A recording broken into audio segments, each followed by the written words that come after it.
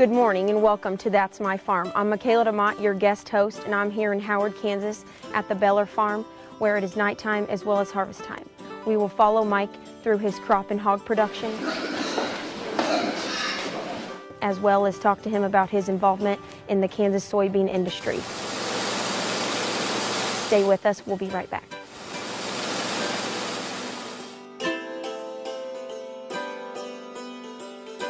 Closed captioning brought to you by Kansas Soybean Commission.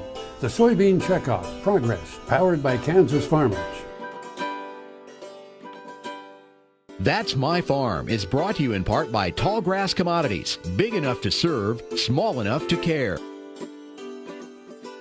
Good morning and welcome to That's My Farm. I'm Michaela DeMott, your guest host, and we're here in Howard, Kansas with Ben, Ethan, and Mike Beller. So to start off, Mike, tell me about the history of this farm and how long it's been going. I'm the third generation here on this farm, and these two boys, and plus I have another son, Luke, they will be the the fourth generation on this farm. I had my grandpa, my dad, and then myself. My grandpa and dad didn't farm a whole lot, and we've this third generation, which is my wife and I, we've kind of expanded on that, and we hope to be able to bring 3 sons in to farm. We're going to have to go through another expansion here in the near future, but we hope we can make it successful and bring all 3 boys home to farm. Mm-hmm. Do you have any plans in place for the next generation of farming with your boys? Well, finding land to rent or buy is going to be a big challenge. We may have to diversify to an area farther away than what we've been going to farm. We may have to go 30, 40 miles at some point in time. I don't know yet. Ethan's still in high school, so he's not here full time, and the other 2 boys have just graduated college. And so we're just kind of playing it by ear to a certain extent. We kind of have a long range goal in mind, but it's just going to take a little while to implement it. What do your sons do here on the farm? I know you mentioned your one son is kind of in charge of your hog operation. What roles do they play here? Luke is running the finishing end on the hogs. It's pretty well full-time job doing that. Ben, he trucks, he hauls commodities most of the time, but during harvest or wheat planting or on weekends he's home and he helps here on the farm. And until I decide to give it up and turn it over to him, or we find some more land to farm, he'll probably continue doing that. Okay, thank you guys. We will be right back after these messages from our sponsors.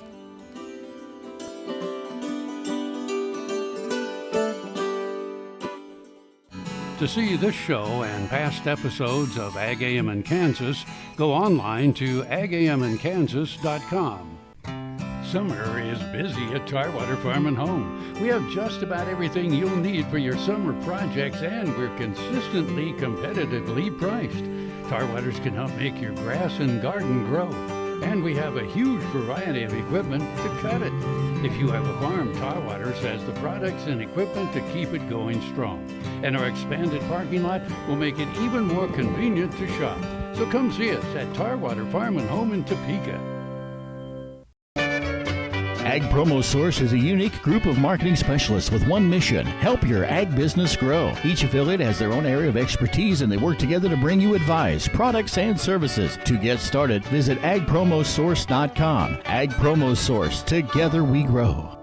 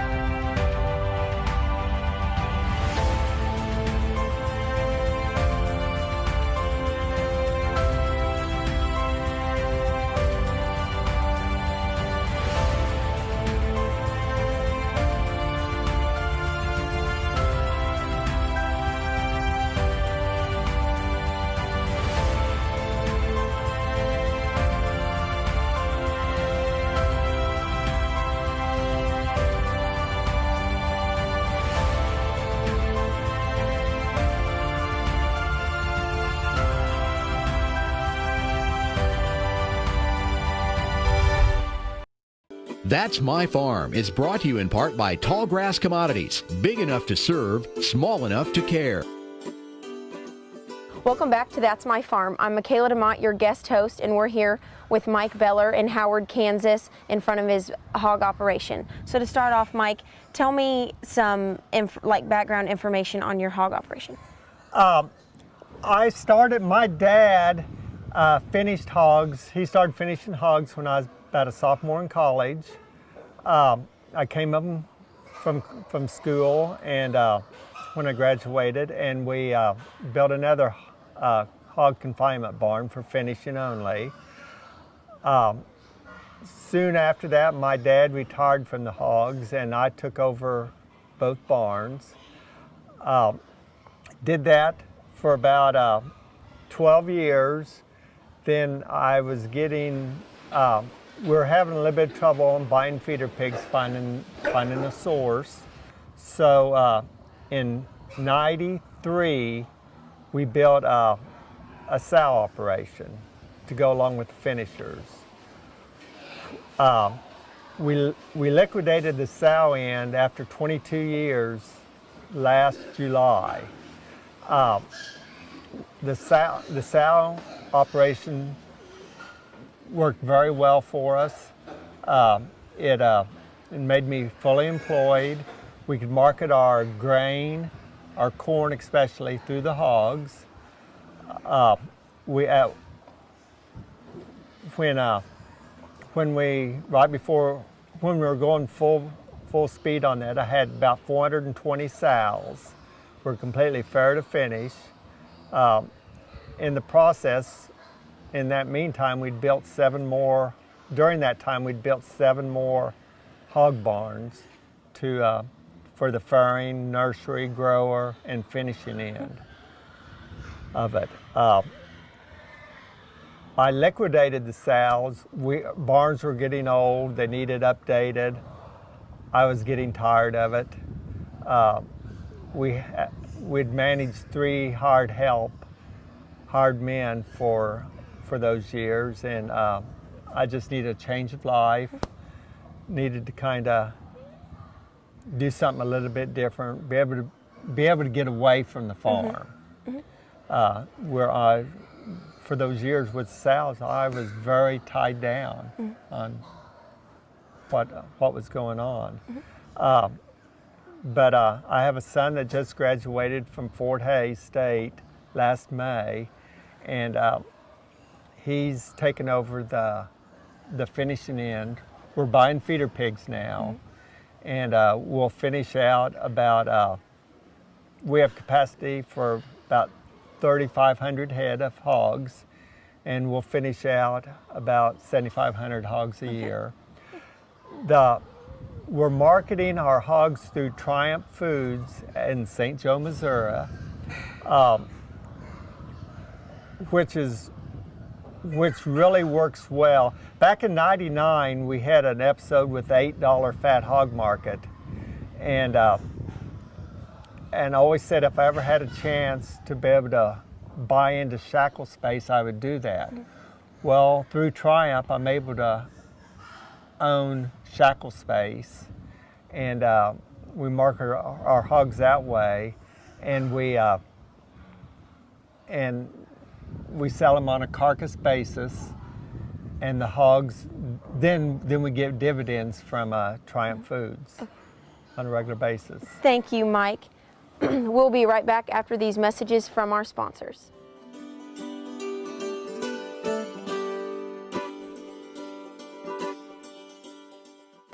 SureCrop Fertilizers was started by my father, Don Sherman, and my mother, Shirley Sherman. Family business that started in the 80s. We predominantly focus on plant nutrients and what we can do to give growers better responses with the fertilizer dollars that they do, and what we can do to make those things work better for the grower.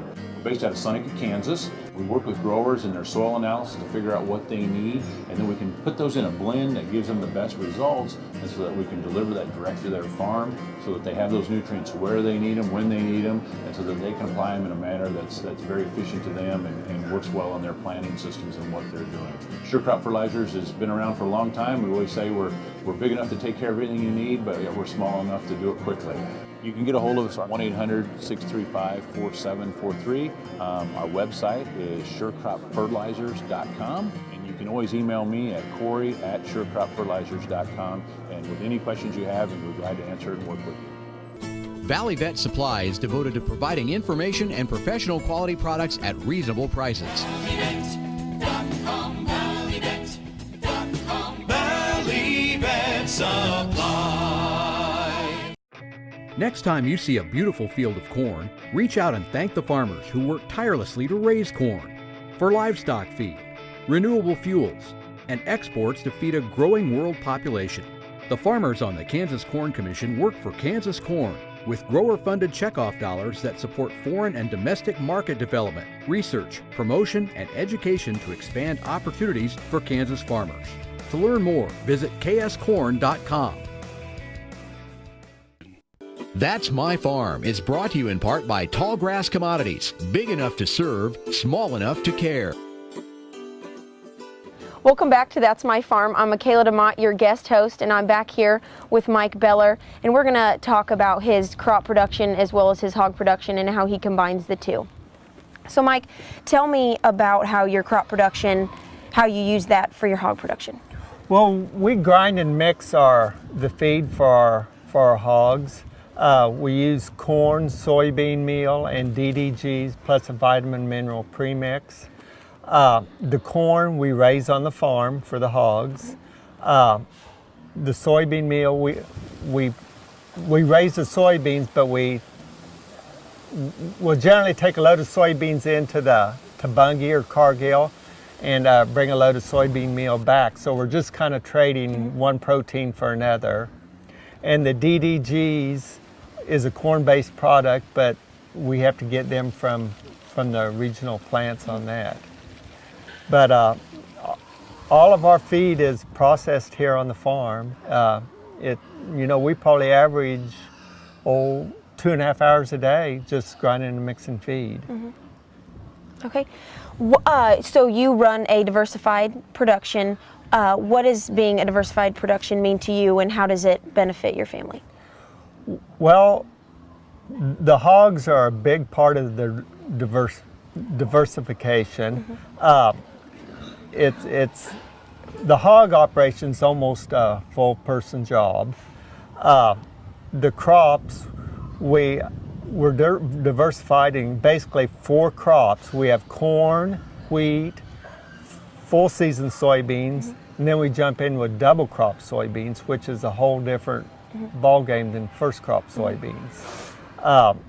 So basically we have, on the crop end, we have 4 different chances for maybe better yields or good yields. And with the wheat, corn, and soybeans, I have 3 different ways I can market the products. Approximately on a decent year, half of the corn will go through the hogs, and the other half I'll end up selling. Mm-hmm. We had in 11 and 12 were really tough dry years here, and I ended up having to buy the majority of my corn instead of selling it, and that was a different experience for me.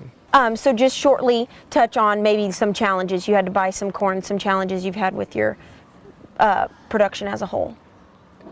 On the crop production, it was the really dry years of 11 and 12. They're pretty tough. Mm-hmm.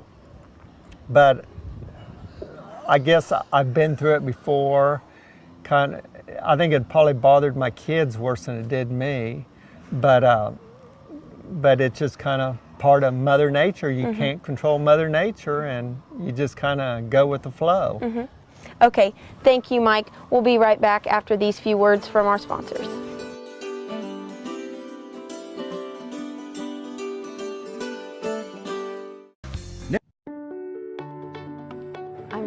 Strew, veterinarian in Western Iowa. I have a veterinary clinic and started doing stem cell therapy on dogs in August of 2014. And after the first 2 dogs, after 3 weeks, I saw such dramatic results. I said, hey, I have arthritis. I have joints, really need this help. Where can I go to get this done?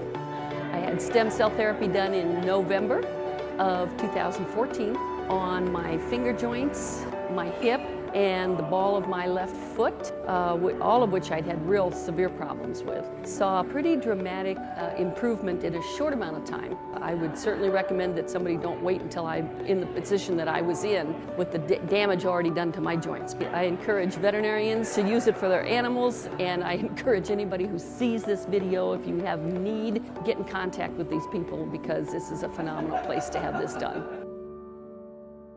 That's My Farm is brought to you in part by Tallgrass Commodities. Big enough to serve, small enough to care. Welcome back to That's My Farm. I'm Michaela DeMott, your guest host, and we're here with Mike Beller in one of his soybean fields. So Mike, tell me about the crops that you produce here and your rotations with those crops. I plant corn, soybeans, double crop soybeans, and wheat. The corn ground will, after corn harvest, will no-till wheat into the corn stalks. The following spring, after wheat, we'll double crop that ground into soybeans. And then the following year, we'll plant that back to full season soybeans. So basically, I'm getting 4 crops in 3 years through this process. Okay. When it comes to some practices that you have here, what do you do when it comes to no-till and irrigation and things like that? We have no water here, so we do not irrigate. But the soybeans and the wheat are all no-tilled. The corn ground, we work it. And we work it primarily in southeast Kansas here to help that we plant corn pretty early and to help kind of warm up the soils, and I'm able to incorporate fertilizer down deeper by working the soil. Mm-hmm. Okay. What are some challenges that you found in the now and in the past with maybe some yield and things like that? The biggest challenges were 2011 and 12 during the drought. Those were pretty tough times. 11 we raised overall 26 bushel corn, and in 12 it was 38. So it was pretty tough. We're having starting to have some problems with resistant weeds on the soybeans. We're in a time of down prices on grains right now, but that just kind of, I've been in this long enough, I've been through several of these, so it's just another little bump in the road on that.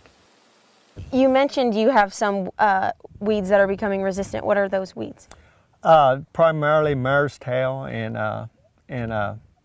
resistant pigweed are our two biggest ones. I will change on my soybeans next year. My pre-emerge, I'm gonna do some different chemicals, and I think I can work through that. It just didn't quite work this year like it should have with all the rain we had last May. Okay, thank you, Mike. We will be right back after these few messages from our sponsors.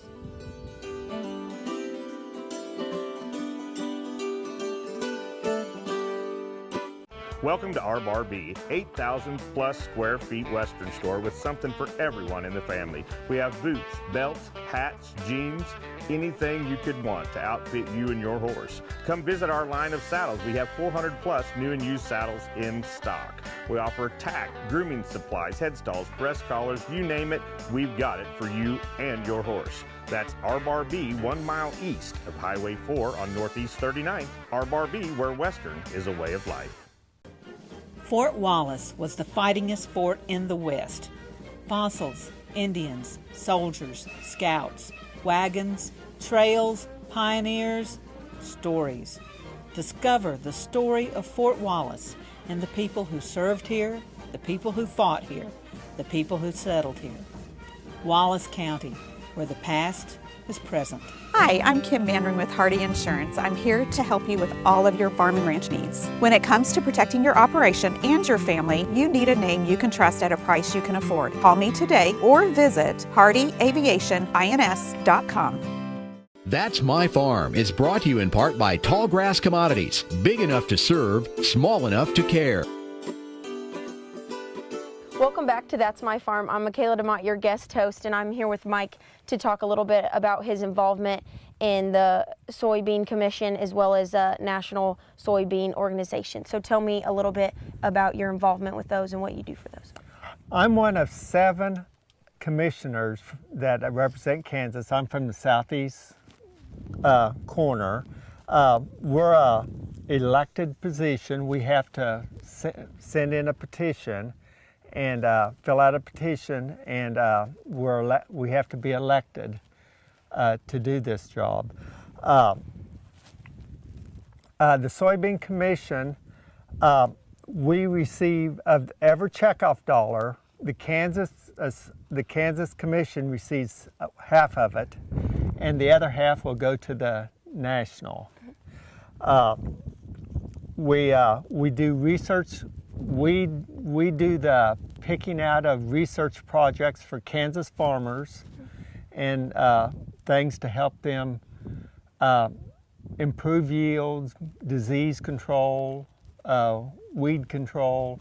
We work on several different avenues of that, plus a little bit of research on maybe plastics or polymers and issues like that. You mentioned the National Soybean Organization, and what does it serve for the soybean industry? Well, the United Soybean Board, half of the money from every state goes to them, and they do probably more national projects. They'll do projects in other parts of the world to promote soybeans and to help everybody, just to help get more soybeans in other countries to use up our production. It's very important. So what else do you do with the soybean industry? I'm appointed from our Kansas Soybean Commission to the National Transportation Coalition Committee. There are approximately 20 members on it from across the nation. And we meet 3 times a year. We go over issues on transportation of the soybeans. We talk a lot about the lock and dam system, ways to kind of get that. It's getting outdated, ways to maybe get funding. We talk about the ports where soybeans are offloaded to go to other countries on ways to maybe some of these old ports, they aren't deep enough to get some of these new ships in, and maybe ways for that. A major problem is the aging bridge system in the United States, and maybe we've been talking about new ways to on bridges, new tests on to test bridges. Probably about it. Okay, thank you, Mike. Thank you for watching That's My Farm. I'm Michaela DeMott, your guest host. Stay with us for next week's episode on That's My Farm.